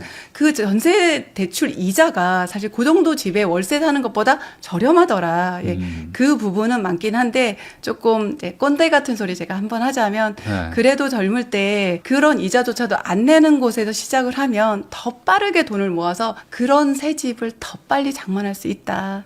이 이야기를 좀 해주고 싶기는 해요. 그렇죠. 원금 2억에 전세 대출로 막 100만 원 낼 거면 네, 차라리 맞아요. 그냥 전세 한 3억짜리로 가서 고생을 해야죠. 그냥 차라리 더 고생하고. 그리고 그거 있어요. 고생하면 빨리 내 집 사고 싶어요. 진짜 맞아요. 독한 임대인 만나서도 빨리 사고 싶지만 변기물 안 내려가는데 비 오면 꼭 비새는 그 집에 그 방에 우리 애 공부하고 있거나 그럴 때 속상해서라도 그때 허리띠 더 졸라매고 더 빠르게 내 집 장만할 수 있는 거거든요. 네. 근데 이제 요즘에 트렌드는 사실 그런 고생 자체를 안 하고 싶고 그리고 맞습니다. 그런 고생을 하지 말고 차라리 어떤 뭐 코인이나 주식 같은 걸로 한 두세 배 불리면 맞습니다. 한 방에 해결되지 않겠냐라는 생각을 하시는 분들도 많은 것 같기도 네. 합니다. 근데 이런 시대의 흐름을 사실 막을 수는 없잖아요. 지금 신혼부부의 거의 75%가 아파트에서 시작하고 있다고 네, 하는데 옛날처럼 뭐 빌라 가서 신혼집 해라고 한다고 뭐 갈 수 있는 것도 아니고. 맞습니다. 그러면 이 상황을 결국에 해결해야 되고 근데 전세도 없고 월세도 없고 반전세도 지금 다 주거비가 올라가면 정부한테 어쨌든 해결하라는 압박의 그 민심이 늘어나지 않겠습니까? 그래서 보면 항상 전세 대출 같은 것들도 전세가가 올라갈 때 그렇게 해준 거잖아요. 네. 이거 뭔가 민심을 좀 이렇게 네, 누르기 맞습니다. 위해서. 네네. 이번에도 뭔가 그런 대책이 나오지 않으면 이게 해결이 안 되는 것 같은데 어떻게 보세요?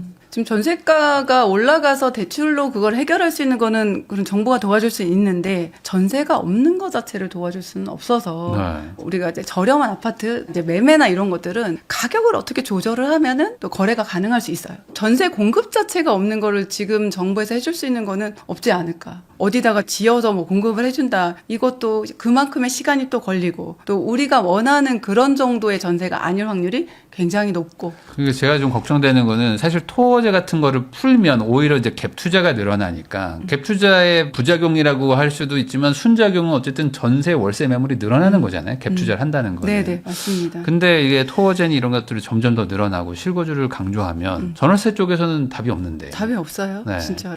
그렇다고 토어제를 풀어버리면 매매가 갑자기 또 튈 텐데 이거 어떡하냐. 이제 약간 좀 진퇴양난에 빠진 거가 아닐까라는 생각도 들고. 그럼에도 불구하고 그런 전월세를 공급하는 그 세력이 임사자, 임대사업자 임대사업자. 하시는 분들이거든요. 근데 이제 최근에는 거기까지 조이기를 시작을 해서 그 의무 임대 기간을 다 마치고도 5% 상한을 지키면서 임대를 내놓는다는 거는 굉장한 희생이거든요. 근데 거기서 이제 주는 혜택이 있기 때문에 그걸 유지를 하는 건데 그것까지 지금 몰아세우고 있어가지고 그게 만약에 매물로 나오면 매매 시장에는 영향이 있지만 결국은 전세 월세에선 마이너스가 되는 거예요. 네. 점점 이제 정부가 내놓는 정책들은 전세 매물 자체가 늘어나는 것들은 없는 것 같아요. 그러면 혹시 지금 비거주 1주택자들에게 압박 수위를 좀 높이고 있는 게 네. 결국에는 이제 소위 말해서 이제 뭐 부산에 계시는데 서울에 집 하나 갭 투자로 해놓으신 분들 당장은 필요 없는데 아니면 네네. 아이가 2살인데 뭐 학군지에 사는 분들 또 당장 필요 없잖아. 우선 네네네. 팔아. 더 지금 급한 사람한테 실거주하게 해라는 정책으로 가고 있는 걸까요? 그렇게 보세요? 그렇게 가면은 과연 팔까? 다시 못 살 텐데. 그럴 수도 그러면 있죠. 실거주로 들어갈 것 같아.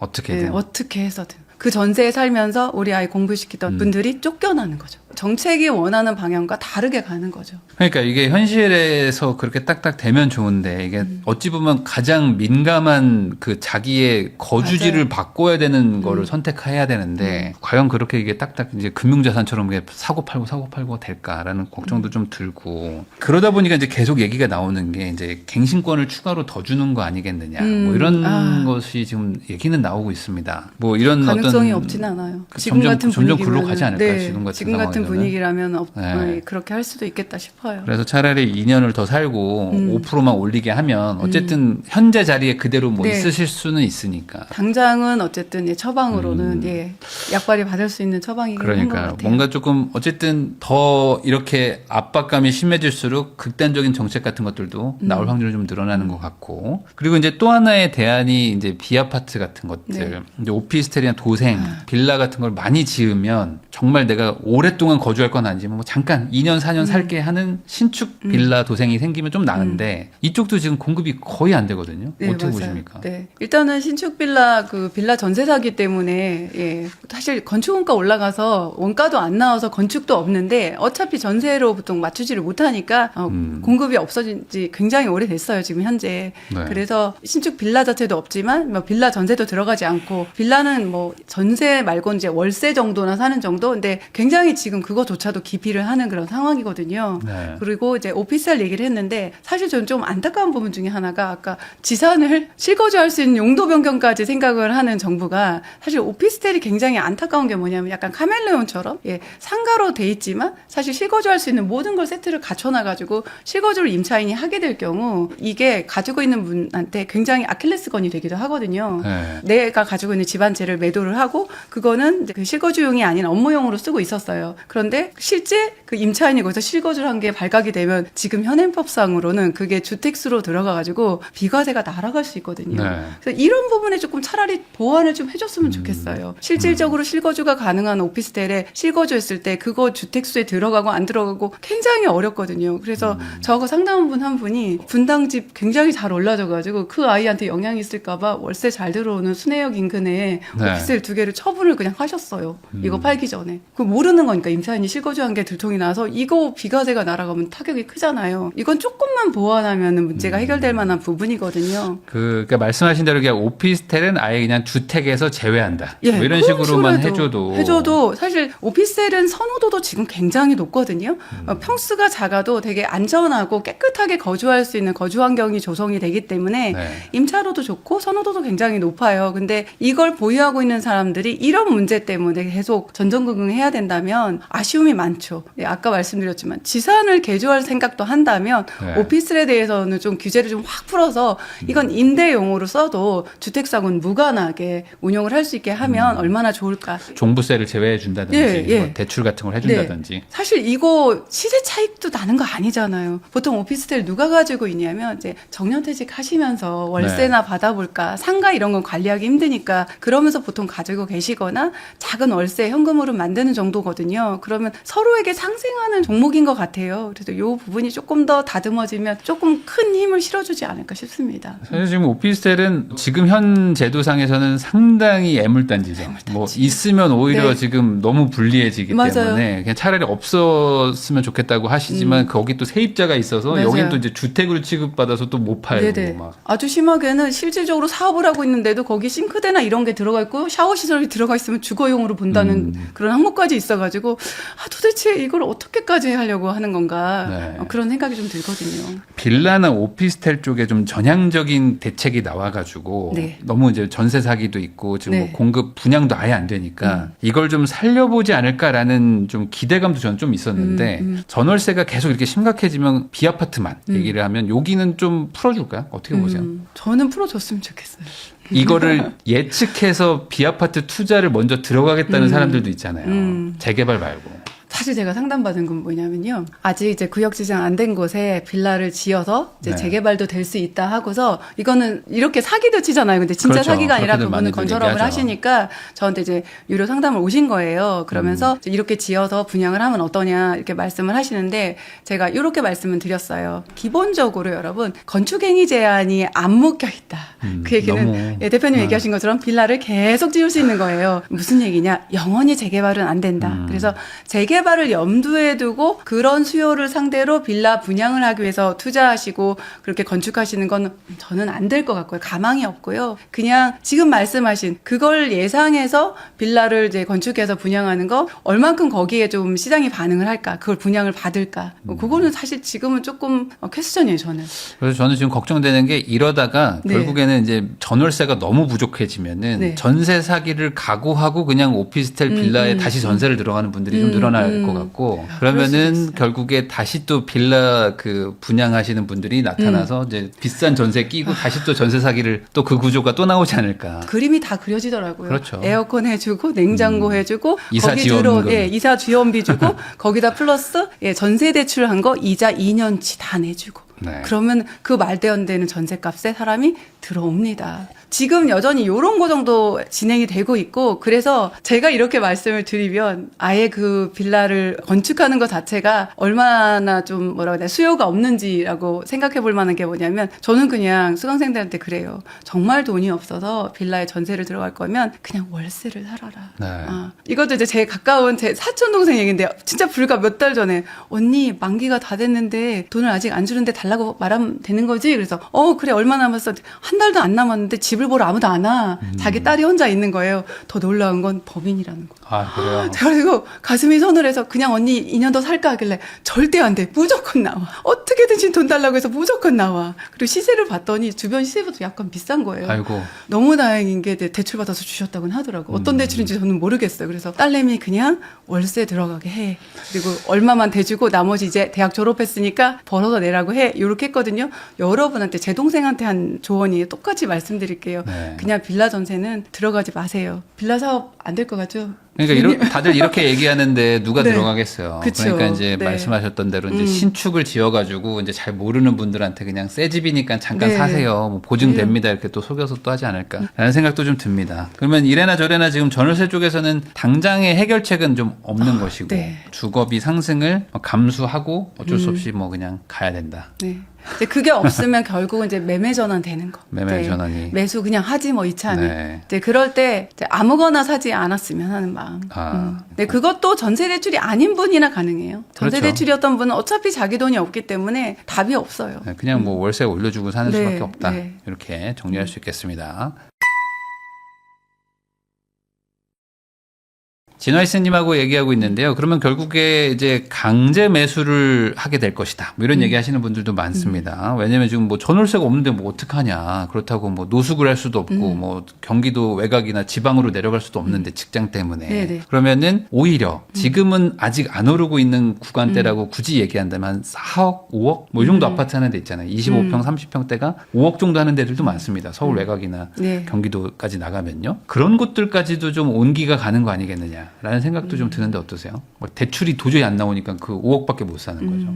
나름이긴 한데 제가 예전에 이제 광명 저희 멤버들하고 공부할 때 그때도 막 자기 돈이 정말 2억밖에 없다. 하다가 광명뉴타운 얘기할 때 2억 갖고는 이제 언감생심이잖아요. 그런 분들한테 제가 특정 아파트 말씀드려 조금 죄송하긴 한데 하안주공에 거기가 재건축 금방 되고 절대 아니에요. 그때 금도 안 그었을 때인데 저는 정말 내 조카라고 생각한다면 지금 사회초년생인데 그 돈으로 거기 대출 조금 받아가지고 일단 살면서 직장생활 열심히 해라. 그리고 열심히 돈 모으면 얘가 금방 광명뉴타운처럼 절대 안 된다. 그건 아니지만 여기저기 전전긍긍 하느니 그래도 조금 진도 나가줄 수 있는 그리고 네. 꼼꼼히 따져봐서 용적률이라도 조금 더 낮은 곳. 여러분 매수할 땐 용적률이 낮아야 돼요. 최대한 낮은 거 이런 거 조금 골라서 그때는 골라 살 수 있었거든요. 그래서 그런 거 사고서 들어가서 일단 열심히 일하고 있다 보면 그래도 생활하긴 편하거든요. 거기가 네. 지하철만 없지 주변에 학교도 가까이 있고 그래서 아이가 혹시 초등 저학년까지는 다닐만 하고 하니까 그러고서 조금 옮길 수 있지 않냐. 사실 오늘 오기 전에 생각나서 한번 들어가 봤어요. 그랬더니 광명이 그렇게 되니까 걔도 움직이긴 움직였더라고요. 꽤 많이 올라졌어요. 그래서 좀 생활하기도 좀 괜찮고 주변에 좀 괜찮아지는 곳이 같이 붙어 있다면 그런 곳으로 조금 선별은 하셔야 돼요. 특히 돈이 적을수록 직장 가까운 데서 고르지 마시고 이런 기준 하나 가지면 돼요. 지금 정말 내가 적은 돈으로 내 집을 산다면 돈에 맞춰서 사지 마시고 다음 하락장에서 팔릴 아이를 사세요.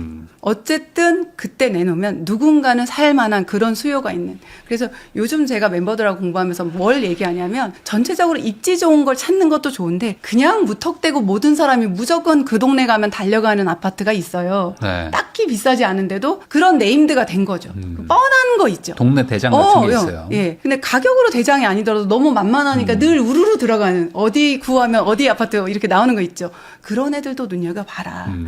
왜냐하면 다음 장에 그 아이를 사러 누군가 올 거니까. 그러니까 인지도가 좀 있는. 그렇죠. 네. 네, 그래서 4, 5억 적지 않습니다. 네. 적지 않아요. 그 내가 가진 돈이 여러분의 전 재산이잖아요. 그러니까 빨리 이 일을 끝내버려야겠다. 이런 태도가 전 제 가장 안타까워요. 이게 얼마나 큰 일인데 내가 안 해봤고 못 해봐서. 그래서 공부하시고 차근차근 조금 준비하셔서 좀 야무지네. 기준은 딱 하나. 너무 많은 거 안 드릴게요. 다음에 팔 때 누가 와서 바로 살만한. 그런 거를 고르는 가장 쉬운 기준 중에 하나가 지금 우리가 계속 무슨 얘기예요? 전세 수요가 있는 곳. 전세라도 꼭 들어오고 싶어 하는 그런 곳이 있거든요. 그런 아파트 먼저 좀 선별해 보시면 좋을 것 같아요. 팔릴 거를 사라는 건 되게 중요한 포인트인데 결국에 이제 다들 지금 상승장이다 보니까 네. 지금 안 사면 더 비싸진다는 생각에 우선 뭐라도 잡아놓자. 근데 네. 또 실거주를 막 강제하니까 네. 아 그래도 실거주는 해야지 하면서 말씀하신 그런 단지 네. 빼고 다 빼고 나면은 이제 막 멀리 가서 이제 외곽지 산단 말이에요. 막 처인구도 막 가고 막 하잖아요. 점점 막 멀리 가잖아요. 뭐 김포 갈까 막 하시는 분들 많잖아요. 미리 가 있을게요. 뭐 하시는 분들 많은데. 네, 김포도 또 올랐어요. 물론 이제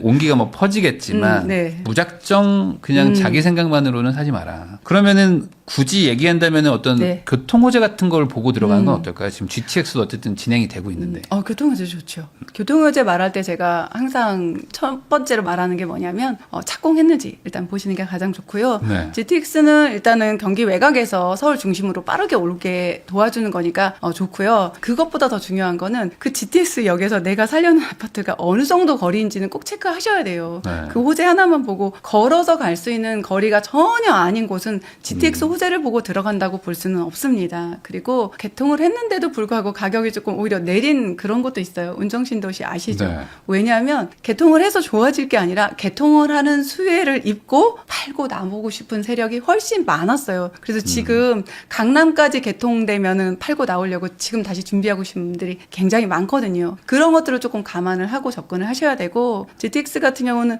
사실 이미 많이 오른 감이 있는데 이제 곧 개통하려고 하는 신안산선 그리고 이제 동북선 저 이제 보고 있는데 이미 착공했고 근래에 이제 한 1, 2년 안에 완공이 돼서 이용할 수가 있어요. 특히 신안산선 같은 경우 저 안산 밑에서부터 여의도까지 30분 안에 들어오잖아요. 동북선도 마찬가지로 이제 지하철이 없는 곳을 이렇게 이어주는 젖줄 같은 노선이 될 건데 이런 노선들 볼 때도 이제 제가 보는 기준 하나 말씀을 드리자면 돈이 없으니까 호재도 찾고 뭘도 찾는 거잖아요. 거기서도 뭐 더블 역세권 이런 거 찾으면 사실 이미 비싸요. 그래서 이런 걸 보세요. 여러분이 이런 교통호재 보실 때 지하철역이 없는 걸 보세요. 없다가 생기는 것. 네. 동북선도 보시면 전혀 지하철이 하나도 없다가 거기에 지나가거든요. 그럼 그런 곳에 그 여기 생길 곳 인근을 보시면 현재는 아직은 조금 더 저렴하거든요. 그래서 이후에 진짜 좋아질. 근데 그게 곧 개통이라서 이런 기준으로 교통규제 보시면 손해 보지 않으실 거예요. 그러니까 0에서 1이 되는 게 더 파급력이 그쵸. 크다. 네. 1에서 2가 되는 거보다라고 이제 얘기를 해주셨는데 지금 비규제 지역을 사는 거는 어떨까? 왜냐면 거기는 그래도 갭 투자도 되고 그리고 이제 어쨌든간에 뭐 대출 규제도 있는 예. 마당에 그나마 좀 어떻게 자금 운용이 가능하니까 사겠다는 분들도 있는데. 네, 저는 여전히 좋게 봐요. 음. 네, 이미 많이 오른 것도 맞기는 한데 말씀해주신 자금 운용에서 일단 대출 범위가 다르잖아요. 현금 흐름이 좋으신 분들은 저는 좋다고 봐요. 동탄도 그렇고 구리도 그렇고 최근에 이제 고양시 쪽에서도 조금 신축들 네. 가까이 있는 마포 옆에 딱 붙어 있는 덕은지구 같은 경우도 제가 많이 초기에 올랐죠. 말했는데 예, 이미 조금 많이 오르긴 했어요. 거기는 조금 아쉬운 게 작은 평수가 없어서 금액대가 뭐 서울보다 싸다고 해도 30평대 위주라서 이렇게 조금 아쉬운 점이 있는데 이 부분은 자금 운용이 가능하신 분에게는 저는 여전히 유리하다고 생각하고 대신에 한 가지 여러분 기억하실 거는 다시 묶일 수 있다는 거를 감안을 하세요. 네. 그렇지만 지금 비규제에서 매수하시기 때문에 당장 실거주하지 않아도 되는 토지거래 허가구역도 아니고 그렇게 매수하실 경우도 이후에 실거주하지 않아도 양도세 비과세에서 실거주 요건은 없습니다. 장점이 꽤 많아요. 네. 그렇지만 규제로 묶일 수 있다는 거 감안하셔야 된다. 규제로 묶이게 되면 네. 어떻게 되는 거냐? 그러니까 가격이 더 오르는 거냐? 아니면은 규제가 아니었기 때문에 주목받았는데 규제 지역으로 합병이 돼버리는 순간 이제 메리트가 없어지는 거 아니냐? 네. 이런 걱정들 하실 것 같긴 맞아요. 하거든요. 아주 좋은 포인트인데 메리트가 없어지는 건 맞습니다. 그래서 네. 제가 계속 뭐라고 강조드려요? 현금 운영을 잘 하실 수 있는 대출을 좀 받아서 그만큼 정도의 아파트를 살 수 있는 40%인데 그거 대비 생애 최초 같은 경우 80%까지 되고 70%도 가능하기 때문에 그 정도 대출을 일으켰을 때 현금 흐름으로 충분히 감당할 수 있는 분이라면 오히려 메리트가 저는 있다고 봐요. 그러니까 이건 좀 자금이 좀 있으신 분들이 네. 비규제를 좀 노려봐라. 네. 앞으로 규제 지역이 더 확대될 거로 보세요. 이대로 계속 가면은 확대를 더 할까요?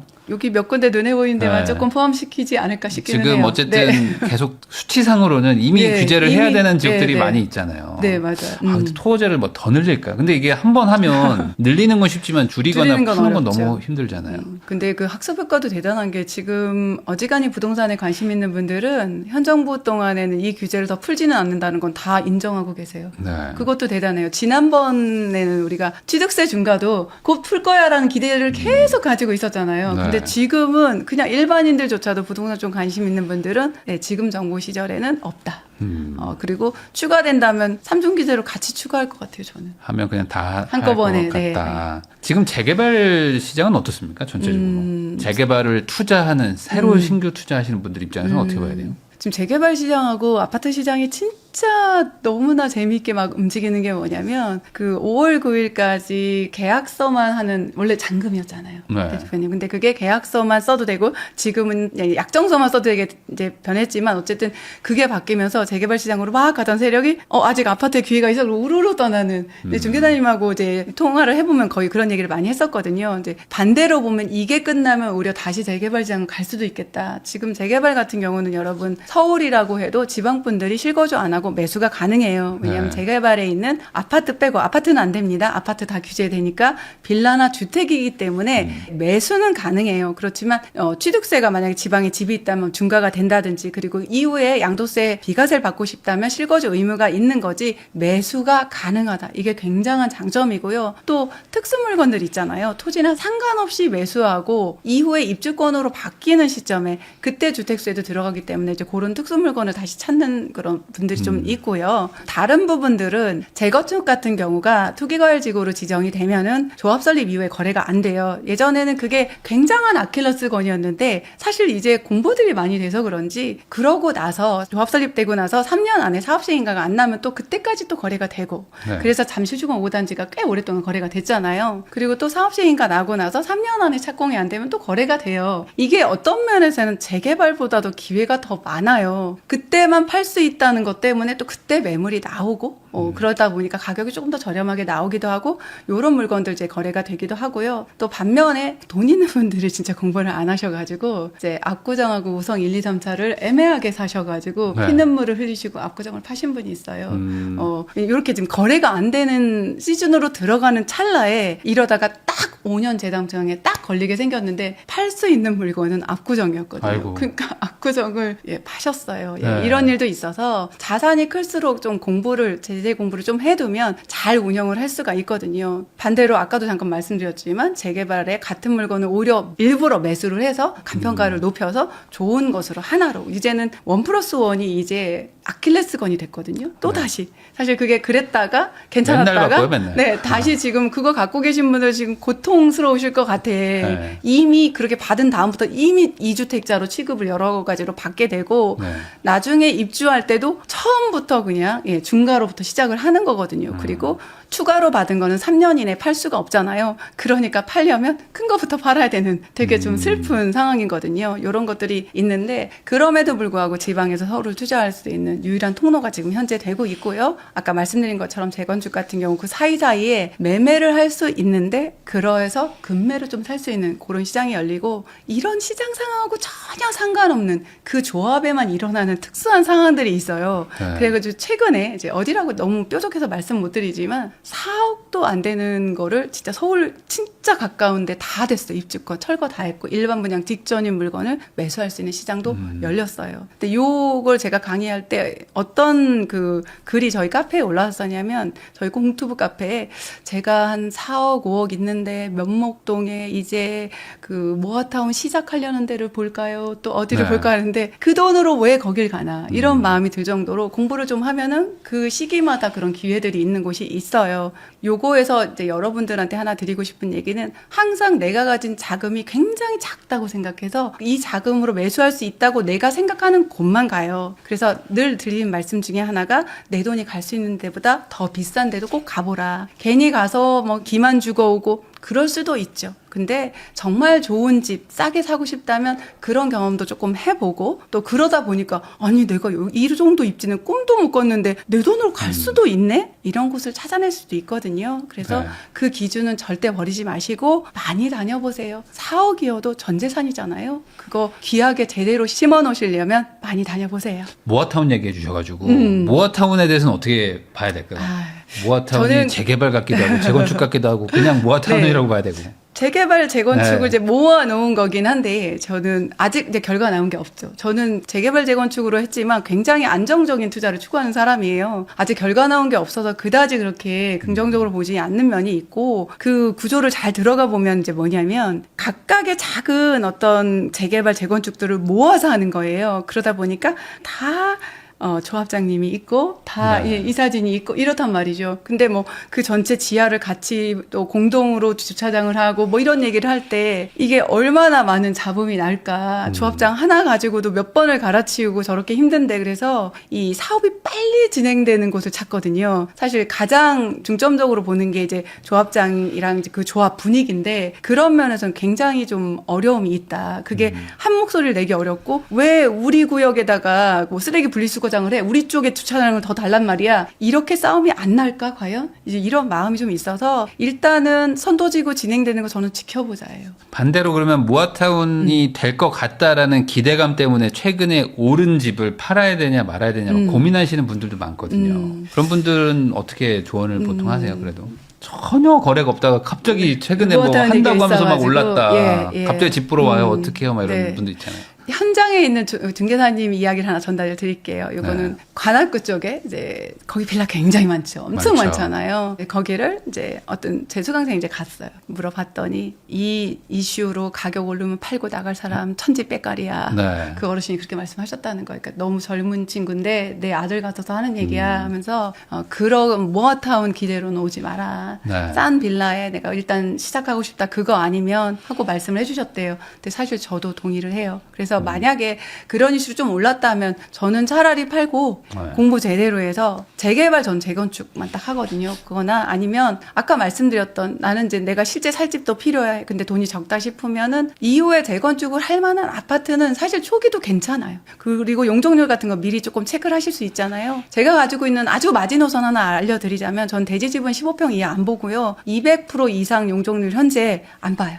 근데 거기서 202%는 이건 알아서 좀 판단하시고 그냥 이거는 걸러내는 거 이 정도로. 네. 이 정도는 걸러. 이거보다 높으면 사실 사업성이 전혀 안 나오거든요. 물론 입지에 따라서 주변에 신축 아파트 가격에 따라서 일반 분양분이 정해지긴 하지만 이거보다 높으면 그냥 가망이 없다고 생각하시면 돼요. 1대1 재건축을 해도 될 만큼 그렇게 좋은 입지가 아니잖아요. 우리가 얘기하는 곳들이. 그러니까 그 기준을 좀 적용하셔서 선별하시면 좋겠습니다. 재개발, 재건축도 힘든데 모아타운은 더 힘들겠죠. 아무래도 네. 사업성이 안 좋으니까 모은 거잖아요. 네, 사업성이 맞습니다. 안 좋아서 그 모은 거니까. 기본 원리를 아시면 그래요. 각각 하면 사업성이 안 나오니까 모아주는 거고, 그리고 사실은 용적률 이렇게 해주는 거에 비해서 또 인센으로 가져가는 부분들도 또 만만치 않아요. 마냥 핑크빛은 아니다. 맞습니다. 자, 그러면 이제 결국에 지금 집을 살려고 하는 어떤 무주택자분들 입장에서는 대출도 막히고 막 여러 가지 지금 막 여건이 좋은 여건 네. 아닙니다. 이제 하락장이나 뭐 횡보장 그럴 때는 뭐 대출도 잘 나오고 막 골라서 샀지만 지금은 안 사면 막 마음이 급해지는 상황인데 가보니까 1층밖에 없고 네. 뭐 동향밖에 없고 뭐 소위 말하는 좀 좋은 건 없단 말이에요. 기다려야 되는지 아니면 그럼에도 불구하고 그런 걸 사야 되는지 아니면 아예 다른 동네를 봐야 되는지 뭐 어떻게 보시는지.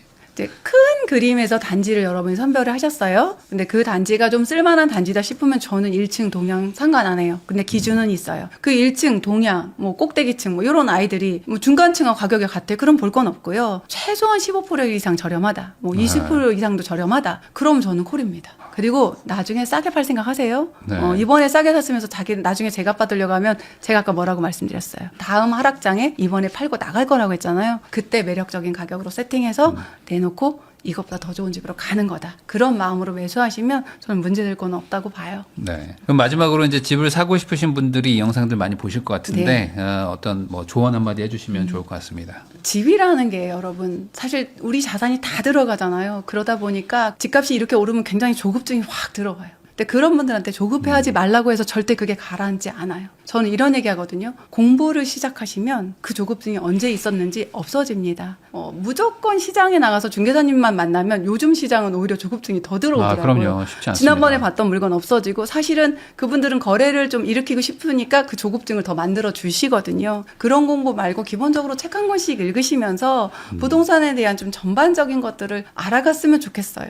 지금 물건도 없는데 무슨 공부 타령이냐 하시는데 제가 아까 말씀드린 지금 적당한 거 사서 나중에 잘 팔릴 그 아이를 팔고 움직인다. 그때는 언제냐면 하락장이에요. 여러분 지난 하락장 겪어봤기 때문에 이 말에 동의하시죠? 겪어보시는 분은 동의해요. 맞아. 그때가 사는 게 맞았어. 22년 말 23년 초 그때야. 근데 그때 정말 과연 내가 돌아가면 살 수 있을까? 그거 지금 제가 여러분한테 세팅해 드릴게요. 최근에 전쟁 때문에 주식 바닥칠 때 네. 삼전도 하이닉스도 바닥칠 때 그때 들어가서 매수하신 분 그거 생각보다 쉽게 못해요. 이 전쟁이 언제까지 갈 줄 알고 트럼프가 일찍 끝내겠지? 모른단 말이에요. 무섭죠. 그 몇천 넣어놓은 주식도 심장이 떨리는데 2억, 3억, 5억, 7억? 쉽지 않아요. 그 떨리는 심장을 단단하게 해주는 게 공부예요. 책 읽고 공부하셔도 되고 그리고 시장을 떠나지 마세요. 집을 한 채 사신 분 아니야 이번엔 전세에서 일단 버텨야 되겠어. 그러면서 시장을 떠난다는 의미가 뭐냐면 부동산이 어떻게 돌아가는지 일단 눈 닫고 귀 닫고 하던 일 열심히 하고 누가 돈 못 버는지 아세요? 너무 열심히 사는 사람이 돈 못 벌어요. 부동산 공부는 취미로 가져가셔야 돼요. 책이 좀 안 맞는 분들도 있어. 그런 분들은 우리 부인남 채널이나 제 채널이나 자기하고 결이 맞는 그런 유튜브 채널 하나 보시면서 내가 신문까지 다 못 챙겨도 다 알아서 챙겨서 해주잖아요. 따라오시면서 시장 흐름을 읽으시면서 꼼꼼하게 돈 모으시면서 다음 시장을 준비하시는 것도 굉장히 필요합니다.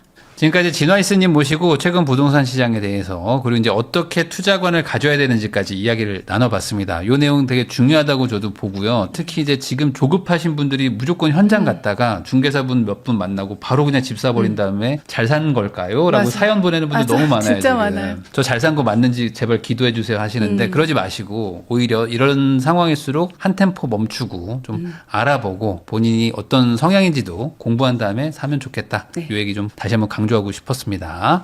자, 귀한 시간 내주셔서 시청해주신 거 다시 한번 감사하다는 말씀 전하면서 저도 진아이스님하고 인사 나누도록 하겠습니다. 오늘 나와주셔서 감사드립니다. 감사합니다.